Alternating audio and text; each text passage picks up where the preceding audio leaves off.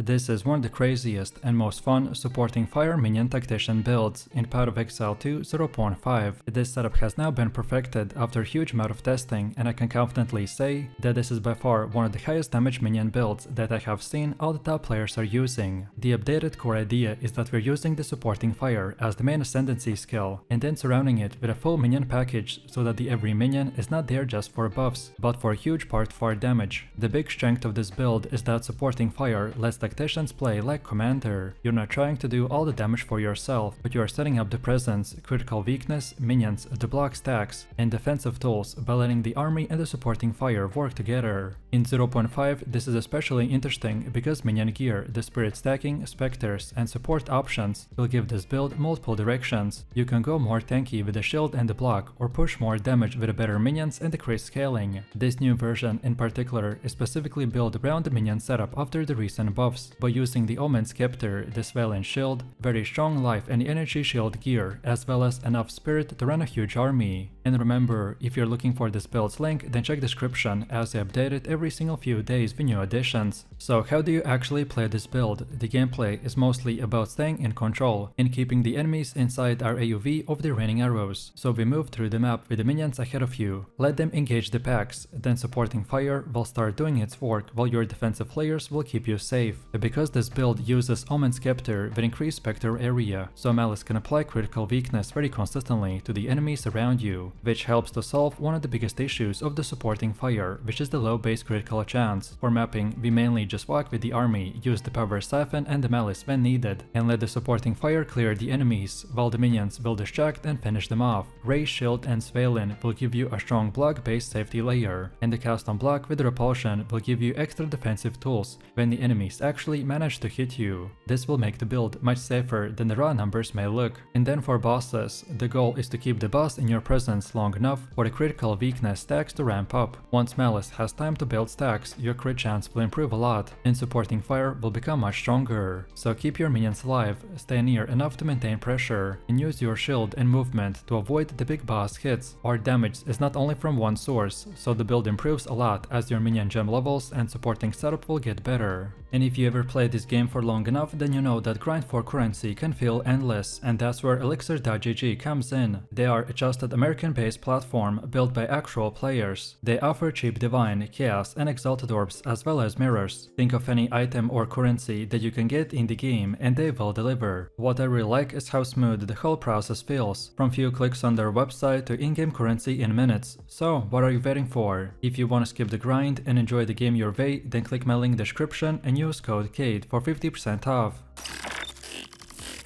Let's take a look at the skill gems. The main skill is supporting fire at level 20, and we link it with the minion mastery, binding to Muster, the Kurgal's leash. The minion mastery and the Muster will help with the overall army setup, while the binding to lines up extremely well with the cooldown timing of the supporting fire. Hulking minions is also very strong, because supporting fire does not reserve spirit, so we get the damage benefit without the usual reservation downside. The Kurgal's leash is a good cheaper source of extra chaos damage, but later it can be replaced depending on the best supports. And then for minions, this setup will use the Skeletal Sniper with the multi-shot wand and the fire attunement, plus Skeletal Frost Mage, Skeletal Arsonist, the Skeletal Brute, the Skeletal Storm Mage, Bind Spectre, the Skeletal Cleric, Skeletal Reaver, and Spectre Rooted Rat. Some of these are low level so that the build has a lot of room to grow. The important idea here is that these minions should eventually become real damage source, and not only bodies for holding the muster. Then defensively, cast on block triggers repulsion, which works perfectly with the shield setup. So we also have Ray Shield for manual defense, Power Siphon as utility. The Malice is very important because the extra base crit is one of the best ways to scale the supporting fire. Just one small warning is that the early version of this build can feel weaker if the minions are only low level placeholders, so do not judge this build only by the first setup. As soon as the Skeletal Sniper, the Storm Mage, the Reaver, the Cleric, and the Spectre slots will gain proper levels and support, then this whole package will start feeling much more complete. Supporting fire is the center of our build, but the real damage version will want every minion to add pressure, utility and damage. That is why upgrades to the minion levels, spirit and reservation efficiency usually will feel better than only chasing one generic damage stat, so early gearing matters a lot here. Next up we got the passive tree, and our setup should focus on minion damage, minion critical chance, critical damage bonus, cooldown recovery, reservation efficiency, block, life, energy shield, and the javel sockets. This part of the minion area is very important because this is where you get many of the best minion scaling clusters. We also want cooldown recovery because supporting fire has repeatable value pattern, and better cooldown timing will make the skill feel much smoother. Another major part of the tree is defense, since this version is using the Svalin and a shield setup, so block is very valuable. On the tree we also grab max block and strong life or energy shield scaling, of course depending on how your gear is set up. This particular version is more of a life and energy shield hybrid, so you want enough energy shield from the gear and the javels to survive random hits, while your minions and the block layers will handle the pressure. And then the javels are one of the strongest upgrades for our build. You want minion critical chance, minion critical damage bonus, increased energy shield, life, and any useful damage or utility stat. In this setup we use the Carino Splinter Ruby and the Pandemonian Stone Sapphire, but the important point is that javels will become your main damage scaling once the gear is stable. And on top of it, on the tree we also benefit from the Arcane of the Undead as a strong 1-point boost, and Lord of the Horrors to help with the reservation efficiency.